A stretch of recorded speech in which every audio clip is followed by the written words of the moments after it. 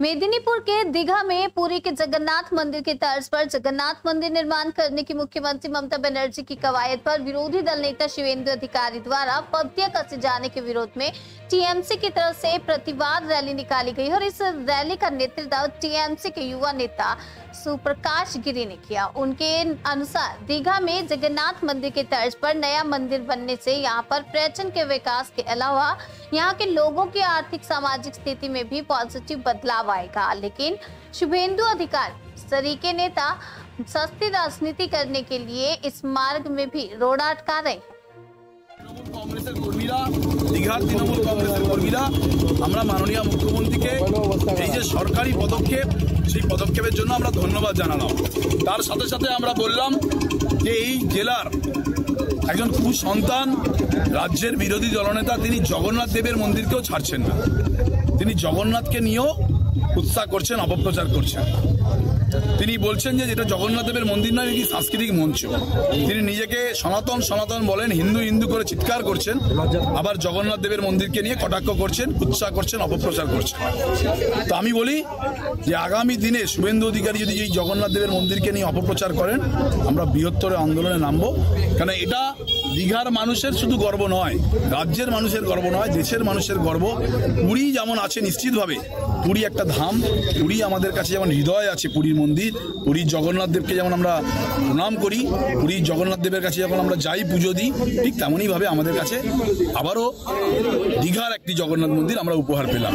তো সবকিছু মিলিয়ে আমাদের এই যে আজকের এই কর্মসূচি, আমরা সেই কর্মসূচি থেকে হুঁশিয়ারি দিয়েছি রাজ্যের বিরোধী দলনেতাকে। এই জন্য তো হিন্দুরা ঐক্যবদ্ধ হচ্ছে, আরেকটা বাংলাদেশ করতে দেবে না। মুখ্যমন্ত্রী দীঘায় জগন্নাথ মন্দিরের কাজ, ওটা জগন্নাথ মন্দির নয়, জগন্নাথ মন্দির নয়। সরকারি টাকায় মন্দির মসজিদ গির্জা কিছু করা যায় না, গুরুদ্বারা করা যায় না। ওইটার নাম হচ্ছে শ্রী জগন্নাথ ধাম কালচারাল সেন্টার, সাংস্কৃতিক কেন্দ্র। আপনারা ভুল বোঝাবেন না। আর পুরী ধাম চার ধামের এক ধাম, পুরী ধামকে নকল করলে হিন্দু মেনে নেবে না, হিন্দু মেনে নেবে না।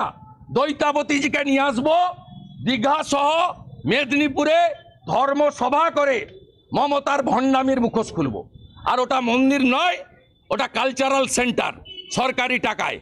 আমরা রাম মন্দির গড়েছি হিন্দুদের টাকায়, সরকারের টাকায় নয়।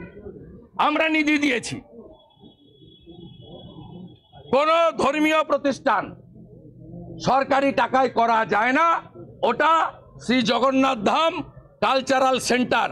আর কোন হিন্দু বিরোধী রেড রোডে নামাজ পড়তে যাওয়া মমতা ব্যানার্জিকে বিশ্বাস করে না, করে না, করে না।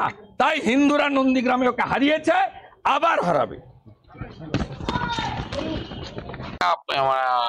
নিজেদের মধ্যে সম্প্রীতি নষ্ট করা, এই প্রক্রিয়ার মধ্য দিয়ে তিনি চলছেন। আমরা এর জন্যই প্রতিবাদ জানিয়েছি, কোনোভাবেই যাতে করে সম্প্রীতি নষ্ট না হয়। এবং আগামী দিনে যদি এখানে আমাদের দীঘাতে যে পুরীর আদলে যে মন্দিরটি রয়েছে প্রভু জগন্নাথ দেবের মন্দির, সেই সম্পর্কে যদি আবারও কোনো মন্তব্য করে, তাহলে এটা নয়, আগামী দিনে বৃহত্তর আন্দোলনে আমরা কিন্তু পথে নামবো। আজকে তার হুঁশিয়ারি দিয়েছি। এবং এখানে দীর্ঘ একদম ওল্ড দীঘা থেকে নিউ দীঘা থেকে ওল্ড দীঘা পর্যন্ত প্রায় 3.5 কিলোমিটার ধরে হাজার হাজার মানুষ আজকে পথে নেমেছে, প্রতিবাদ জানিয়েছে। আজকে দেখে তিনি উপলব্ধি করতে পারছেন যে স্বতঃস্ফূর্ত ভাবে মানুষের উপস্থিতি থেকে এবং প্রতিবাদ করা, সেটা দেখেছেন। আগামী দিনে আরো মানুষ পথে নামবে। আর দিদির কাছে কৃতজ্ঞতা এই কারণেই আমরা জানাচ্ছি, দিদি আসার পরে দীঘাকে নতুন ভাবে সাজিয়েছেন। দীঘা কি ছিল, বর্তমানে কি, এটা অস্বীকার করতে পারবেন? তার বিজেপির লোকজনকে জিজ্ঞাসা করলে তারাও অস্বীকার করতে পারবেন না যে উন্নয়নটা দিদির হাত ধরে হয়েছে।